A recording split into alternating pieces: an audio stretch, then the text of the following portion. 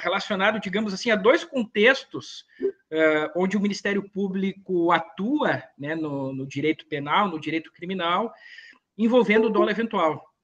Até um dos conceitos, um dos contextos, né, o professor João já adiantou aqui, quero falar um pouquinho do caso da Boate Kiss, mas eu vou começar com outro contexto, né, que envolve a atuação do Ministério Público no tocante ao dolo eventual, nos chamados crimes de trânsito, e especificamente quanto ao crime de homicídio, né, no trânsito.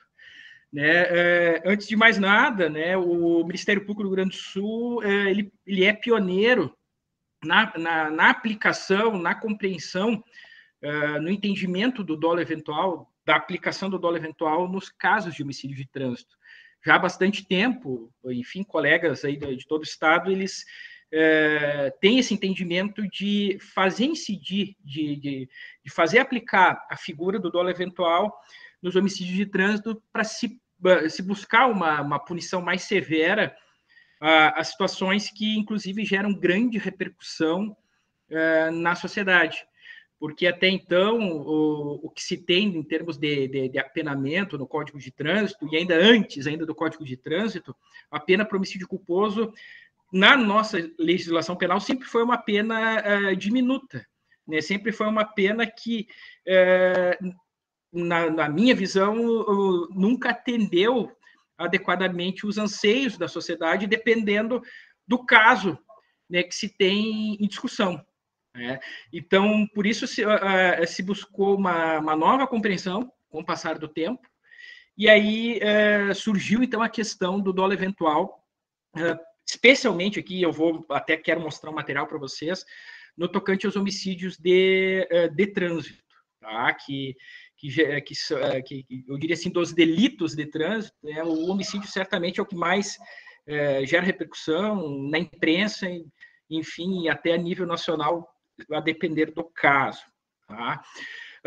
Antes também de começar também a mostrar o material, destaco aqui também que com o passar do tempo, né, hoje a jurisprudência tanto do STJ como do STF, se vocês forem fazer uma consulta rápida, ela é praticamente pacífica, né, no sentido de ser possível o reconhecimento do dolo eventual nos crimes de trânsito, em especial nos homicídios, porque a gente tem que buscar compreender toda a dinâmica do acontecimento objeto de exame ali. Então, para eu reconhecer ou para eu afirmar que houve um dolo eventual num contexto de acidente de trânsito, de homicídio de trânsito, eu tenho que buscar, digamos assim, toda a linha causal de tempo, eu tenho que reunir um conjunto de circunstâncias que vão me permitir afirmar que o sujeito, na condução de veículo automotor, no momento em que ele causou uma morte, ele assumiu o risco de produzir aquele resultado ali. Porque, às vezes, a gente pensa assim, né? Ah, mas o sujeito que está embriagado, né? Toma uma lata de cerveja, sai, enfim, de uma festa e bate o carro na esquina e mata alguém.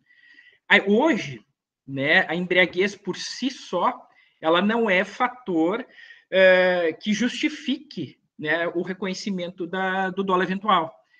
Então, a embriaguez é um dos fatores, mas se eu tenho só a embriaguez, na maioria das situações eu não vou ter como reconhecer o dolo eventual. Então, eu tenho que buscar o que aconteceu naquela situação, se eu tenho condições de reunir mais elementos que me permitem afirmar que o resultado ele foi previsível para aquele motorista, e se ele, no momento que ele praticou um conjunto de atos, ele assumiu o risco de produzir o pior dos resultados, que seria a morte de alguém, né? Ele conduzindo um veículo automotor. Deixa eu ver se eu consigo já aqui iniciar a minha apresentação. Peço só um minutinho aqui.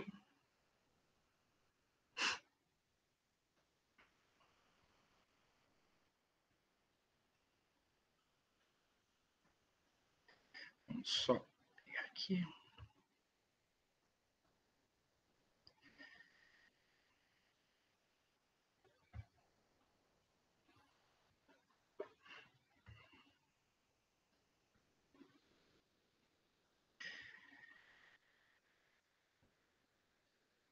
Acho que agora vai dar. Pergunto se já estão enxergando já uma tela. Tá. Tá. Eu vou diminuir aqui. Eu vou trazer, então, algumas situações, até para que todos possam visualizar e compreender a questão do dolo eventual no contexto de homicídio de trânsito, e vou trazer também aqui uma situação envolvendo, e acho que a gente pode falar, obviamente, da chamada culpa consciente. Nessa primeira situação aqui, ela aconteceu em Caxias do Sul, né? Eu só omiti ali o nome das partes. E aqui é um trecho de uma denúncia de um fato acontecido em dezembro de 2019, onde o denunciado, aqui foi comprovado, né, o estado de embriaguez dele, e ele acabou matando, né, terceira pessoa, mas já notem ali, não foi só o estado de embriaguez que, digamos assim, serviu de suporte para afirmar o dolo eventual na situação.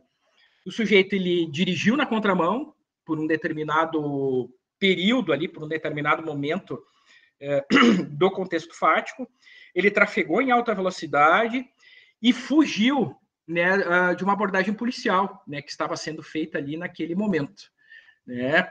Então, eu estou passando ali mais um pouco ali da denúncia, né? Ficou comprovado, né, naquela situação que horas antes, né, do evento fatídico, o denunciado consumiu bebida alcoólica juntamente com outra pessoa que era sua caroneira, né? E depois ele, enfim, depois saiu da festa e começou a dirigir de forma anormal naquela situação. Inclusive, dirigiu na contramão, foi flagrado por uma viatura policial, a qual tentou abordá-lo ele por diversas vezes, por meio de sinais, e ele não obedeceu a ordem de parada. E durante a perseguição, ele acabou colidindo frontalmente com outro veículo que vinha em sentido oposto, ocasionando a morte, né, do motorista, que era um pai de família, e a mãe e os filhos acabaram ficando feridos ali no local. Então, naquela situação da abordagem, os policiais constataram, né, que o motorista do veículo ali apresentava visíveis de sinais de embriaguez, e na denúncia, né, o promotor, o que ele fez ali para comprovar, para afirmar que que o motorista agiu com dolo eventual?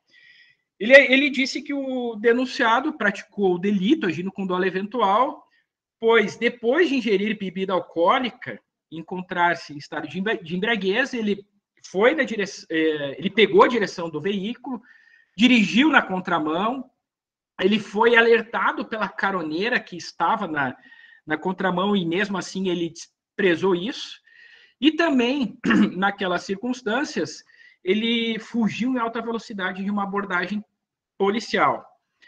Então, o que eu destaco aqui, né, num primeiro momento? Deixa eu ver se eu volto aqui para a tela aqui e enxergar vocês. Perfeito. Vejam, né, que para eu afirmar a existência de um dolo eventual num contexto de crime de trânsito, eu repito, eu tenho que reunir outras circunstâncias indicativas de que a assunção daquele resultado se deu na mente do motorista e mesmo assim ele desprezou,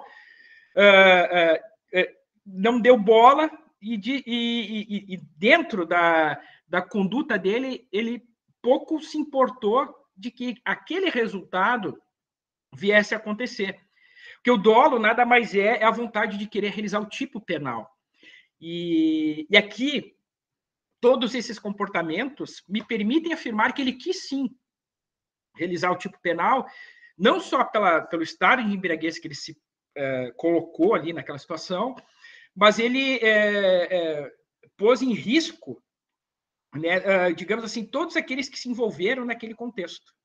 Tá?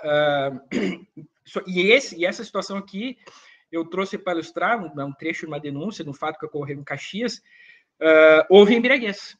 Porque, voltando ainda sobre a embriaguez e a sua relação com o dolo eventual, na verdade, a embriaguez por si só, por exemplo, imagine a seguinte situação: o sujeito, enfim, vai jantar fora, no restaurante, ingere 1 ou 2 cervejas e sai para casa. Aí, daqui a pouco, ele está, digamos assim, numa rodovia e ele quer fazer uma conversão à esquerda e ele não faz a manobra adequada, que é parar no acostamento, à direita, e depois cruzar a via. Daí ele pensa internamente, não, tudo bem, eu bebi 2 cervejas, mas eu acredito que não vai acontecer nada de mal, nada demais, porque a rodovia está com pouco movimento. Então, ao invés de ele fazer a manobra à direita, ele entra de forma abrupta à esquerda. E aí, o estado de embriaguez dele não permite ele ter a compreensão adequada, né, dos necessários cuidados que todo motorista deve ter no momento que vai fazer uma manobra, e ele acaba atropelando ou colidindo com uma motocicleta que vinha ou em sentido oposto ou que vinha ultrapassando ele. Então, a embriaguez, por si só, ela pode diminuir, em um determinado momento, a capacidade de compreensão sobre a necessidade de se ter cuidados objetivos na direção de um veículo automotor. Agora, se ele vinha em alta velocidade, se ele vinha dirigindo de modo normal, se eu conseguir provar que esse motorista vinha cometendo uma série de, digamos assim, de condutas contrárias ao direito, e ele vier a produzir um resultado fatídico, enfim, eu tenho condições plenas de afirmar que daí sim ele teria agido com um dolo eventual. Eu vou, deixa eu ver se eu consigo aqui, eu vou trazer mais um segundo exemplo. Esse segundo exemplo, ele aconteceu em Porto Alegre. Pergunto para vocês se vocês conseguem enxergar o item 2 ali. Sim. Então, essa situação aconteceu em Porto Alegre, e essa situação, apenas também para fins de ilustrar, a motorista do veículo, ela não estava embriagada, mas ela assumiu o risco de produzir o resultado morte. Por quê? Ela protagonizou, num primeiro momento, uma discussão de trânsito com um motorista de uma motocicleta.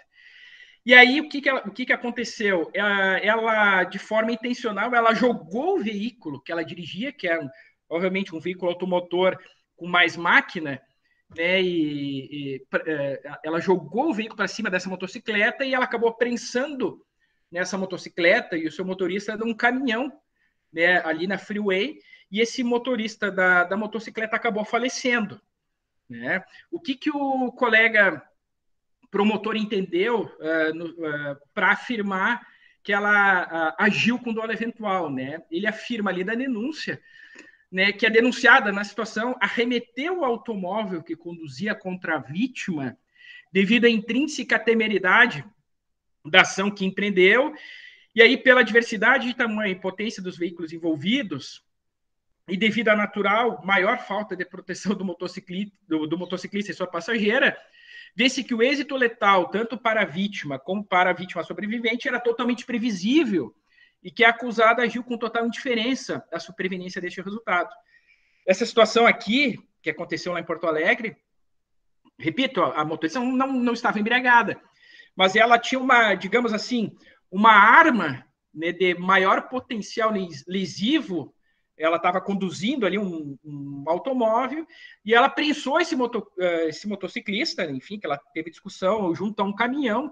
Então, e esse resultado, né, do ato que ela cometeu, que ela remeteu o veículo no sentido de prensar esse motorista da motocicleta, por óbvio, era totalmente previsível ali naquela situação, mas para ela acabou agindo com indiferença a esse resultado, mas era sim previsível, e ela assumiu completamente o risco de produzir o resultado morte nessa situação, né? Caso bem sério que aconteceu. E eu trouxe um terceiro exemplo. Esse aconteceu em Bagé, também é um trecho de uma denúncia de Bagé, para, na verdade, reforçar aquilo que eu disse antes no início. Aqui, o sujeito também, né, enfim, estava embriagado, mas vejam só, ele praticou uma série de atos, uma série de comportamentos que fizeram com que o Ministério Público entendesse que naquela situação o resultado morte era previsível e ele assumiu inteiramente o risco de produzir esse resultado, porque ele conduziu o veículo, como consta ali no trecho da denúncia que eu estou colocando, embriagado, em velocidade excessiva, bem como instantes antes do choque contra a vítima, ele realizou uma manobra arriscada, né? E ainda ele acabou, enfim, desprezando o contexto de preferencial ali no momento do tráfico dos automóveis naquelas circunstâncias ali. E na sequência, então, eu quero só trazer um exemplo e um pouquinho de culpa consciente. Tá? Essa é uma denúncia que eu tive a oportunidade de trabalhar logo no início da minha carreira, lá em Santa Bárbara do Sul, né? Onde aqui eu tive a compreensão de que o motorista, né, aqui de um caminhão, ele agiu de forma culposa, porque o que eu tinha, né, digamos assim, de elementos de convicção naquele instante? Eu tinha os elementos de convicção que acabei inserindo na denúncia, mas eu, fazendo um exercício a contrário senso, eu não tinha elementos que me indicassem que aquele motorista, naquela situação, ele teria momentos antes protagonizado comportamentos de risco que, somados e compreendidos num contexto, me permitissem afirmar que ele tivesse agido com dolo eventual. Aqui, no caso, o motorista do caminhão estava na situação estava chovendo, ele dirigia um caminhão, né, por óbvio, um veículo de grande porte, então ele atribuía a ele os 3 tipos de culpa, né, previstos. Né, atribuía a ele, naquela ocasião, a culpa de modo imprudente, pois chovia, né, naquele momento em que todos trafegavam pela rodovia, e mesmo assim ele imprimiu uma velocidade que o levou a efetuar uma manobra inadequada.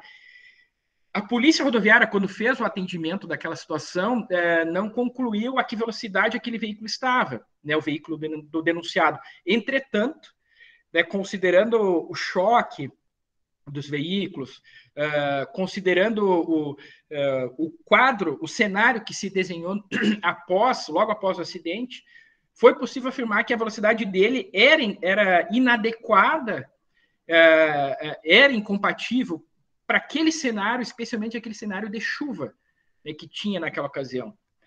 A negligência, por óbvio, se ele estava dirigindo um veículo de grande porte, ele acabou não adotando as cautelas necessárias para trafegar em rodovia de grande movimento, em condições meteorológicas adversas. Nessa situação aqui, falando um pouco de culpa consciente, ficou claro que o motorista do caminhão, o resultado, certamente o resultado pior de uma manobra, talvez certamente ele previu aquilo, mas ele acreditou que isso não fosse acontecer, mesmo que naquelas situações aquilo acabou, digamos, dentro da esfera de previsibilidade dele, ele acreditou de que tudo aquilo não fosse acontecer. E aqui um detalhe interessante, né, eu atribuí ele também a conduta imperita, pois né, todo motorista de caminhão, ele tem aquela categoria D, que é a categoria de motorista profissional, e ele, no momento que ele ocasionou um acidente, por certo, ele se eximiu, né, da obediência a um dever objetivo de cuidado específico da profissão dele, como motorista profissional. Desconsiderando o contexto de trafegabilidade naquele instante, pois ficou comprovado que ele trafegava num sentido decrescente na rodovia durante chuva, né, na condução de automotor de grande porte.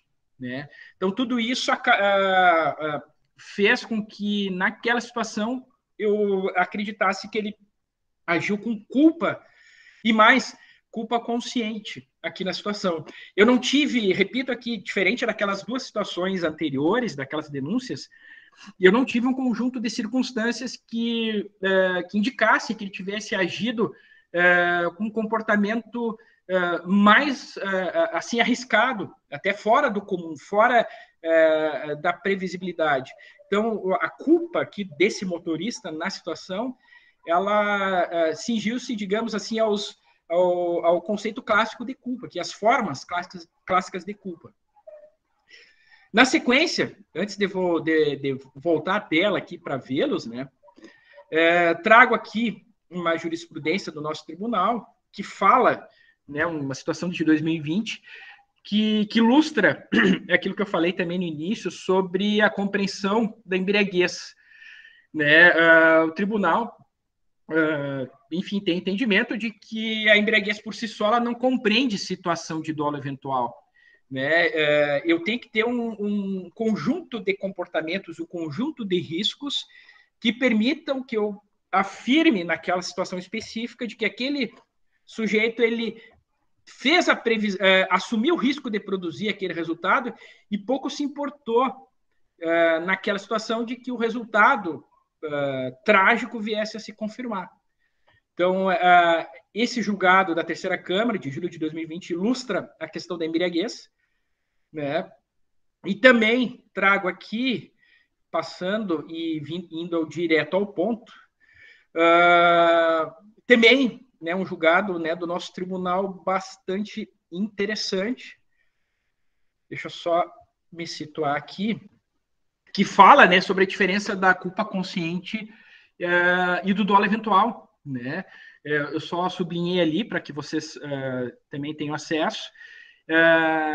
E o próprio desembargador relator diz ali que o dolo eventual ele tem uma situação semelhante à figura da culpa consciente, né? Porque nas duas situações o sujeito existe a previsibilidade do resultado como possível provável a depender das circunstâncias.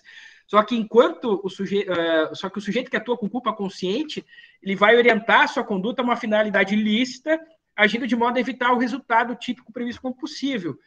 Já aquele que atua como dolo eventual, por certo, ele vai orientar a sua conduta, ao fim e ao cabo, a um fim ilícito, de qualquer forma. E ele não vai agir de modo a evitar o possível resultado típico. Portanto, em relação a ele, de modo indiferente. Então, se nós voltarmos àqueles exemplos ali anteriores, foi justamente isso. Né? A série de comportamentos ditos, né, protagonizados por aqueles dois motoristas lá de Caxias e também pela motorista de Porto Alegre, e o de Bagé também, permitiu afirmar que eles agiram, né, sob a modalidade dolo eventual, eles assumiram o risco de produzir o pior dos resultados. Deixa eu confirmar aqui só um minutinho.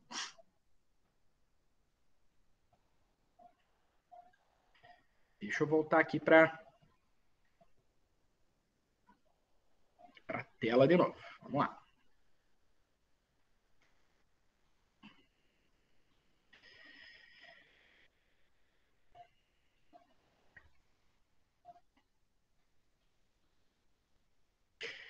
Deixa eu ver. Aqui na sequência. Sim. Na sequência eu já vou entrar, então, aqui no caso da Boate Kiss aqui. Mas, por hora, então, gostaria que vocês ficassem, né, com essa compreensão de que o dolo eventual eu tenho que reunir, repito, um conjunto de comportamentos, né, que me permite afirmar que aquele resultado dentro, né, da esfera do comportamento do sujeito, ele se mostrou como previsível. O sujeito, ele, em algum momento, ele previu aquele resultado, mas ele pouco se importou com a produção daquele resultado. Né? Enquanto aquele que age com culpa consciente, ele também tem a condição de prever o resultado, só que ele, no íntimo dele, ele age no sentido de não acreditar que aquele resultado vai acontecer. Né? Isso, repito, ele fica claro até nos exemplos de situações envolvendo crimes de trânsito, onde se comprova apenas, digamos assim, a embriaguez do motorista. Né? Até se a gente abrir o noticiário aí, às vezes aparecem, né, aquelas notícias de motoristas que atropelam e matam, estavam embriagados, e aí vem a notícia, mas o delegado indiciou por homicídio culposo. Né? Claro, a gente não tem conhecimento do processo, mas pelo menos a gente tem a compreensão de que possivelmente o delegado não conseguiu reunir outros comportamentos que levassem à conclusão de que aquele sujeito, naquela esfera de sua previsibilidade, ele pouco se importou com a produção do resultado. Esse é um ponto, professor Bittencourt, e agora eu quero trazer também a situação da Boate Kiss, né, que muito se falou em dolo eventual, e até assim, agora vou falar um pouco, digamos, do entendimento pessoal meu, porque, óbvio, né, não atuei no caso, nunca tive contato com o processo, né, apenas tive contato com aquilo que muito, né, foi divulgado pela imprensa, assisti um pouco também do julgamento, né, sempre, enfim, conciliando com o trabalho, mas tão somente isso, né, e também a partir disso, professor João, eu também compartilho, acho que talvez do mesmo sentimento. Eu mudei várias vezes de opiniões também, de opinião em relação a esse caso, né, no início, culposo, dolo eventual, né, de que forma, enfim. Então, eu quero só trazer para vocês, na verdade, isso está acessível a todos, né, porque isso está na página da internet do Ministério Público, um trecho da denúncia do caso da Boate Kiss. Eu não sei se todos já tiveram esse contato ou não, né, mas eu até selecionei apenas o trecho que fala justamente do dolo eventual, né, do dolo eventual, até para linkar com o que nós estávamos aqui justamente falando. Deixa eu chegar aqui nele.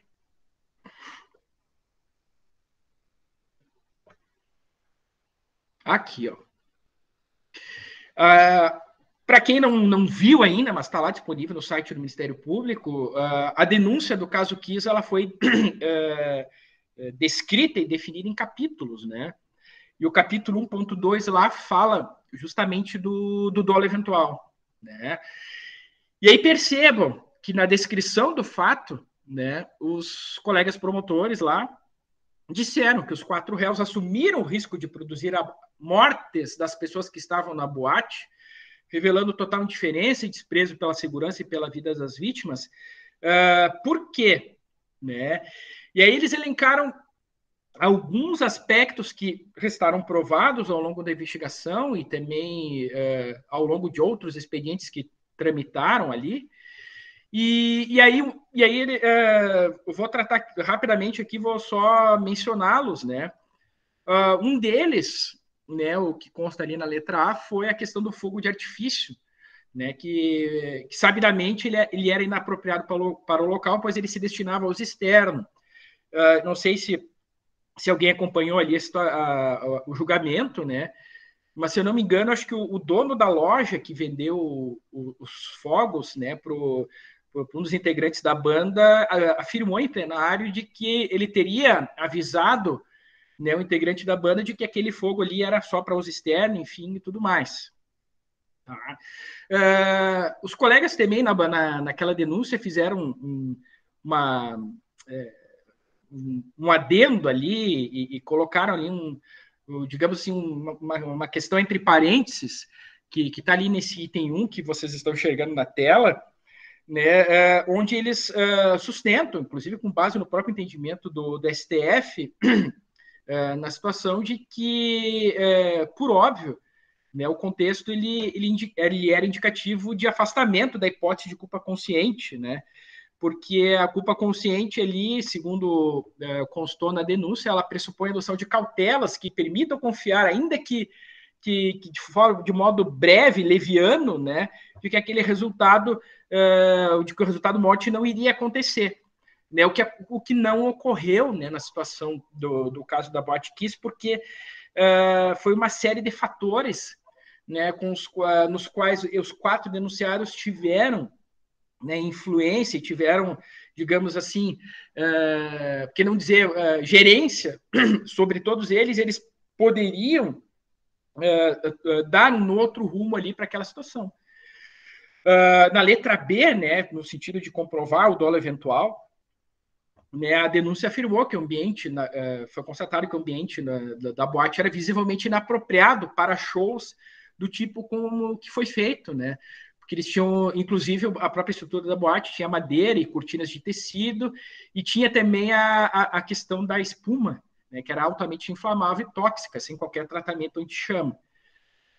Também ali no item C, foi afirmado na denúncia que o fogo de artifício ele foi acionado no palco, perto das cortinas, e a poucos centímetros da espuma que revestia o teto. E aqui eu só faço um parênteses, né, porque também, enfim, pelo que eu acompanhei um pouco do julgamento, essa situação do fogo de artifício dentro da boate, ela não foi isolada, né, digamos assim, ela já tinha acontecido com a banda em outras situações, em outros shows anteriores, né? Então, no momento em que os integrantes da banda já tinham protagonizado esse tipo de pirotecnia, e mesmo sem adoção das cautelas necessárias, e mesmo sabedores e tendo sido alertados de que aquele tipo de fogo de artifício não era para ser acionado em ambiente interno, somente externo, eles fizeram outros shows. Então, essa soma de condutas, essa soma de acontecimentos, por óbvio, permite concluir, em tese, de que eles tinham a previsibilidade de um resultado pior, mas mesmo assim eles não se importaram se esse resultado viesse a acontecer. Tanto é que eles insistiram até que acabou acontecendo. Né? Tem ali também a indicação do item D, que consta lá da denúncia, né? Que houve, ficou comprovado que a boate estava superlotada e cedendo muito, né, o número de pessoas que ela comportava. Também, né, como prova, né, do dolo eventual, eles afirmaram que a boate não apresentava saídas ou sinalização de emergência adequada. A única saída disponível apresentava dimensões insuficientes para dar vazão às pessoas. Depois, né, eles afirmaram que a única saída disponível estava obstruída por obstáculos de metal. Ainda, né, que os seguranças da boate dificultaram a saída das vítimas nos primeiros instantes do fogo, cumprindo ordem prévia, né, dos proprietários em razão do não pagamento de despesas. E também foi apurado também na investigação que os exaustores da boate estavam obstruídos, impedindo a dispersão da fumaça tóxica, né, que acabou, enfim, direcionando-se em todo aquele ambiente. Deixa eu voltar aqui para a tela. Eu vou aqui interromper o compartilhamento e maximizar aqui a minha tela. Eu acho, enfim, professor João, de modo bem objetivo, e já me encaminhando aqui para o meu encerramento, o dolo eventual, enfim, é uma questão complexa. Né? Eu posso até conceituá-lo de forma bem simples, né? E todos nós vamos encontrar um conceito de dolo eventual dos mais singelos até, digamos assim, os mais elaborados na doutrina, mas sem nós termos, digamos assim, o contato com a prática, sem nós termos o contato com situações fáticas, né, que acontecem no nosso dia a dia, talvez fique um pouco difícil, né, até mesmo para o operador do direito, para o estudante, compreender por que o Ministério Público resolveu denunciar aquele sujeito por dolo eventual, por que ele resolveu denunciar por culpa consciente, enfim, pelas modalidades tradicionais de culpa. O dolo eventual, como eu busquei que ilustrar para vocês, ele pressupõe uma reunião de fatores, né? Um conjunto de fatores, de comportamentos que vão, digamos assim, agregar conhecimento por parte do autor da conduta, previsibilidade, e vão me permitir dizer que ele não se importou nem um pouco com a produção daquele resultado. Agora, voltando ainda ao caso daqui, só para a gente buscar concluir, imaginem, digamos assim, esqueçam todos aqueles itens que eu acabei aqui de mencionar rapidamente, que foram elencados na denúncia como comprovadores do dolo eventual, mas imagine que, digamos assim, a situação fosse... ocorreu aquele show, né, e o fogo foi comprado, né, numa loja, o integrante da banda não foi avisado de que aquele fogo, ou enfim, não tomou a cautela de ler a embalagem, o fogo era só para ambiente externo, aciona o fogo e aconteceu a tragédia, né? Talvez, se não tivesse sido, digamos assim, se não tivesse buscado a prova, enfim, que se buscou dentro do inquérito, estaríamos apenas falando de um homicídio culposo lá naquela situação. Mas, como vocês viram, houve um conjunto de fatores que contribuiu de modo decisivo para aquele trágico desfecho, né, e todas as circunstâncias de comportamento de cada um, né, dos denunciados contribuiu de um modo decisivo, né, e tendo, digamos assim, aquela situação meio que consolidada ali, permitiu aos promotores que atuaram no caso trabalhar com muita convicção e com muita consistência na questão do dolo eventual ali, né? E aí, por isso que o caso acabou sendo levado a júri e tivemos o resultado que aconteceu lá em Porto Alegre. Professor João, eu aqui encerro, né, de modo breve essas considerações, né, e busquei ilustrar um pouco com a prática, né, como o Ministério Público lida, né, com dolo eventual, né, na questão envolvendo os delitos de trânsito, esse caso da Boate Kiss, que certamente vai render ainda muitos ensinamentos para nós, né, no futuro e também no campo acadêmico. E eu fico à disposição, enfim, se para algum questionamento, enfim, e, inclusive não só aqui, mas também futuramente para a gente poder trabalhar com mais detalhes essa questão do dolo eventual. Então, fico muito agradecido, devolvo condução dos trabalhos aí ao professor João Bittencourt e fico à disposição aí de todos para qualquer questionamento. Tá, ok. Obrigado por enquanto, doutor Fabrício. Só fazer uma menção que o professor Vitor está aqui na sala também, meu agradecimento aí. Doutor Fabrício, eu estava ouvindo assim, aí pensando nas coisas que a gente lê, etc. Eu só vou fazer uma colocação para colaborar no debate. Depois, se os alunos quiserem, o Michel leu toda a sentença do TJ que encaminhou para o lado do dolo eventual, então ele também tem condições de participar. Mas, assim, eu acho que a confusão que existe para definir dolo eventual e culpa consciente é a questão que o dolo eventual, na realidade, ele não é algo subjetivo, não tem como abrir a cabeça do sujeito, como alguns autores dizem, e verificar se ele assumiu o risco ou não assumiu de produzir o resultado que ele havia representado. Na realidade, são esse conjunto objetivo de fatores. Então, por exemplo, por que eu faço esta menção?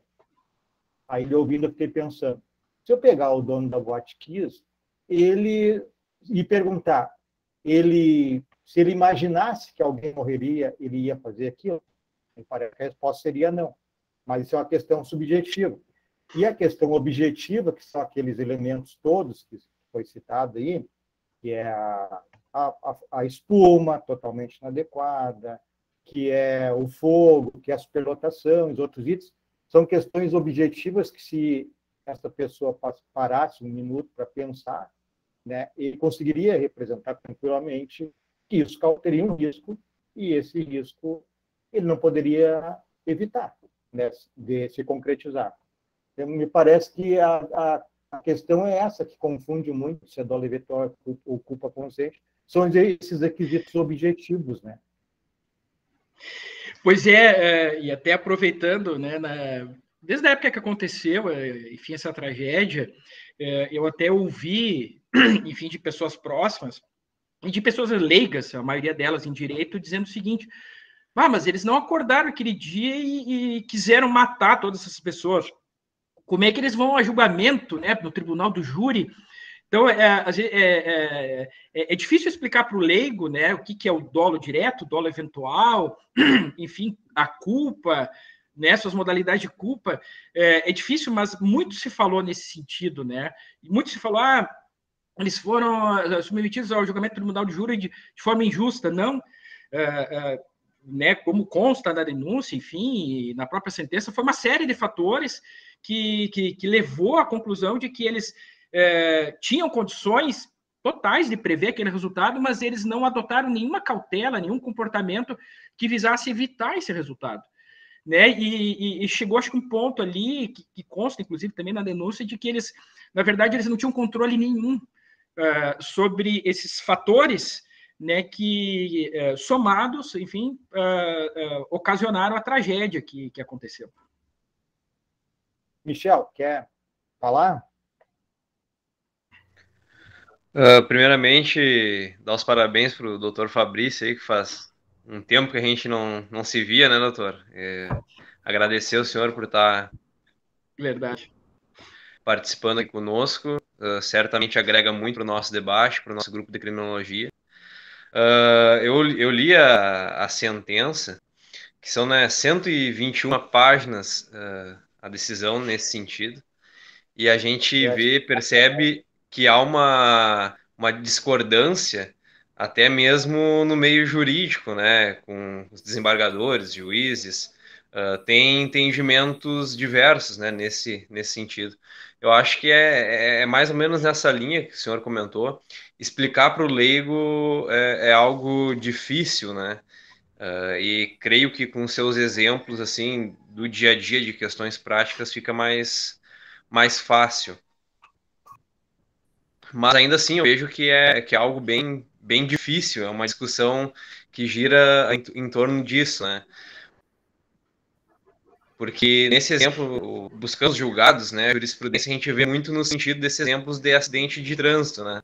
Uhum. Mas nessa questão que envolve a Boate Kiss, é algo totalmente novo, né? E realmente nos traz um exemplo que só a evolução do direito vai poder firmar um entendimento nesse sentido.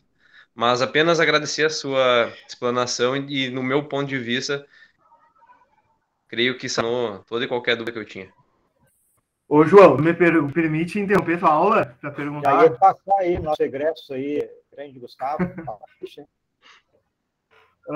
Prazer, doutor Fabrício, tudo bom? Tudo bom, muito prazer também. Eu assisti a maior parte do júri da Boate Kiss, e o senhor comentou agora há pouco das questões de que eles tinham ciência da boate e eles não tomaram precauções para que aquela tragédia não ocorresse. E foi trazido durante todo o julgamento, inclusive o Dr. Jader Marques é um que fala que bombeiros expediram alvarás de autorização para a boate, foi um promotor de justiça, inclusive, prestar depoimento informando que havia um termo de ajustamento de conduta com Elisandro e com outro dono da boate. Eu queria saber se isso tudo não influi com a questão do dolo eventual. E outra, também tem um professor da PUC, Alexandre Underlich e Marcelo Ruivo, eles exararam um parecer sobre dolo eventual, e o senhor falou agora que o dolo eventual seria a intuição de cometer o tipo penal e tem a indiferença com relação ao resultado, né? Teria essa indiferença em relação ao resultado.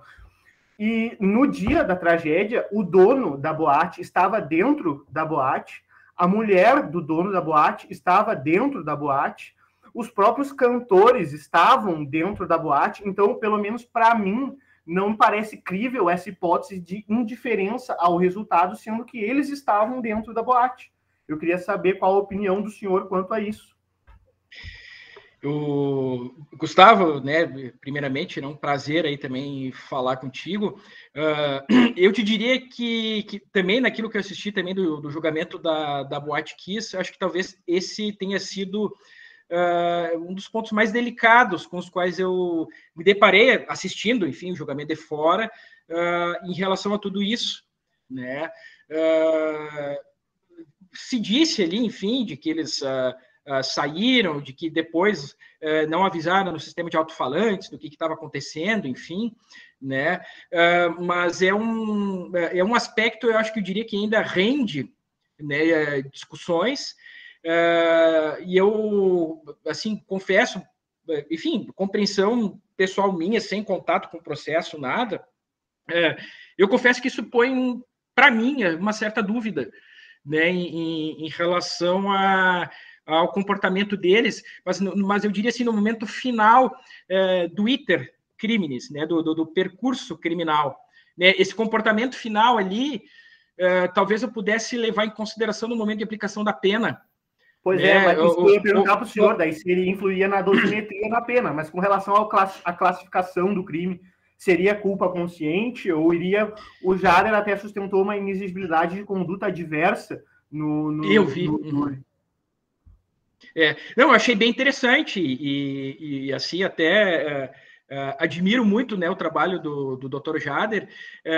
Eu digo assim, ó, eu não tenho conhecimento, tive contato com o processo, mas pelo que foi apresentado no júri, enfim, tinha prova o suficiente para afirmar o reconhecimento do dolo eventual. Esse aspecto de que eles estavam lá dentro da boate, enfim, e de que eles se colocaram, talvez, em risco ali, enfim, eu acho que isso poderia, sim, ter sido levado, num primeiro momento, enfim, numa análise sem comprometimento nenhum, com nenhuma tese, repito, por não conhecer e apenas ter o contato com aquilo que foi divulgado na imprensa. Talvez pudesse isso ser levado em conta no momento da dosimetria da pena, né, talvez no momento de mensurar a culpabilidade lá na primeira etapa, né, do processo da dosimetria, enfim, talvez isso, né, porque a gente está falando de dolo eventual. Então, essa questão da culpabilidade na primeira etapa da fixação da pena, acho que a gente poder... Enfim, agora daí eu admito, eu não li o exame da dosimetria da pena, né, do Dr. Facchini, e aí eu fico, digamos assim, sem munição ou sem argumentos para ir um pouco mais longe, mas poderia sim ser levado em conta na culpabilidade, já que os jurados, enfim, reconheceram a tese do dolo eventual e aí então cabia ao magistrado, no momento de aplicar a pena, levar em conta isso. Não sei se ele levou, não li a sentença, a dosimetria, mas eu, digamos assim, no meu ponto de vista e naquilo que, enfim, coubesse a mim, eu certamente, até mesmo como promotor, eu levaria em conta, sim. Alguém mais gostaria de falar, perguntar, pessoal? Doutor Fabrício, só uma mais curiosidade, uma questão de cunho processual. Se nós todos que estudamos temos dificuldade, eu sei que é legal o que eu estou falando, não estou falando sob o ponto de vista da legalidade. Temos dificuldade de fixar, diferenciar dolo eventual e culpa consciente. Aí, legalmente, o tribunal determinou que era dolo, que poderia ser dolo eventual, né, encaminhou ao tribunal do júri.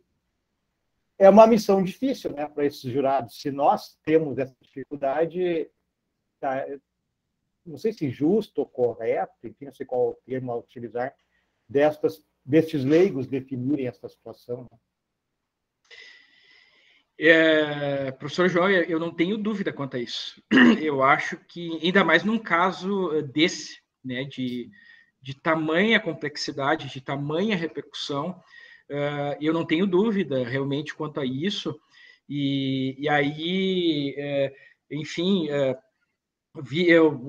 o que eu assisti do julgamento, eu vi que os colegas nos debates, enfim, buscaram ressaltar esses aspectos que foram descritos ali na denúncia, ali, como comprovadores, né, do dolo eventual, mas eu não tenho dúvida, porque realmente, às vezes, né, dependendo do autor que a gente está lendo ali, é muito tênue a diferenciação entre dolo eventual e culpa consciente, né? Então, eu acho importante a gente buscar situações práticas, acho importante nós termos conhecimento de como a justiça, a jurisprudência já trabalhou né, aquela determinada situação, para que a gente possa imaginar, né, e a gente possa buscar aquela situação prática para fins de ilustrar um dolo eventual ali, enfim, algo que a gente está ali trabalhando ou que possa vir a trabalhar no dia a dia. Eu diria assim, não só para o jurado, mas certamente, professor João, para o promotor de justiça que está ali e para o advogado de defesa também, né? Porque às vezes um mínimo detalhe ou até uma mínima palavra no momento que tu está em plenário, isso pode influenciar o jurado a reconhecer ou o dolo eventual ou culpa consciente. Né? É bem difícil mesmo. E aí que surge a importância digamos assim, da fase prévia ao plenário, né? Enfim, do juiz togado, do promotor, da defesa, de buscar, enfim, deduzir ali o contexto antes de se levar ao plenário para ver se realmente é caso de culpa, de dolo eventual, né? Que tipo de elemento anímico, né, nós estamos lidando naquela situação que foi, enfim, objeto de investigação policial e depois objeto de denúncia. Nesse caso, ainda tinha todo o contexto da mídia e pressão familiar, enfim, é bem complicado isso. Não, e até assim, houve o desaforamento para Porto Alegre, né? Eu acho que uma situação dessas, eu não sei, assim, estou aqui agora pensando alto, né? Talvez pudesse até se deslocar para um outro estado, né, ou para a capital federal, né? Algum tipo de... porque foi muito, e isso realmente, talvez, enfim, pudesse ter um mecanismo aí na nossa legislação que atraísse, né? Que puxasse a competência para um foro...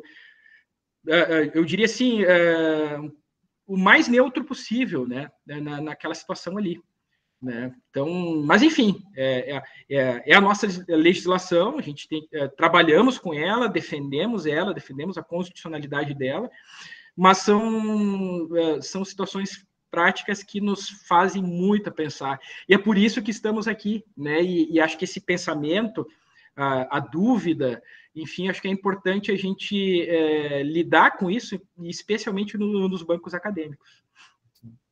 São esses contextos sociais que vão surgindo, que a sociedade vai mudando e o direito vai atrás, né? Então é assim mesmo, com essas ideias, com essas discussões, que muda o direito, né? Aliás, até, né, professor João, há um tempo atrás, né, quando se fazia júri, e tem aquele momento em que os jurados são sorteados, apenas, enfim, se lia os impedimentos, ainda, claro, ainda se leem, né, os impedimentos previstos lá no Código de Processo Penal. Hoje, né, eu já tive a oportunidade de trabalhar com magistrados que tomam a cautela de, inclusive, questionar aqueles jurados que estão ali para serem sorteados, se em algum momento algum dos presentes ali efetuou algum juízo de valor, emitiu algum juízo de valor em rede social, né, em jornal, em algum meio de comunicação, porque as nossas relações, né, interpessoais, hoje elas são extremamente dinâmicas, né, e muitos de nós possuem redes sociais, enfim, muitas das pessoas da comunidade possuem redes sociais, e isso até é muito evidente, não parece, né, mas nas cidades pequenas do interior isso é bastante evidente. Então, eu aprendi isso, né, e até comecei a saudar esses magistrados que começaram a adotar essas cautelas, para que ficasse claro, porque vejam só, né, no caso da Boate Kiss, né, durante o depoimento de uma das testemunhas, eu não me lembro qual dos advogados de defesa, veio, a testemunha acabou virando informante, porque a filha, né, fez um tweet lá no Twitter, enfim, querendo a condenação dos acusados, né? Então, isso é muito dinâmico, né? E como a compreensão do direito acabou mudando com tudo isso.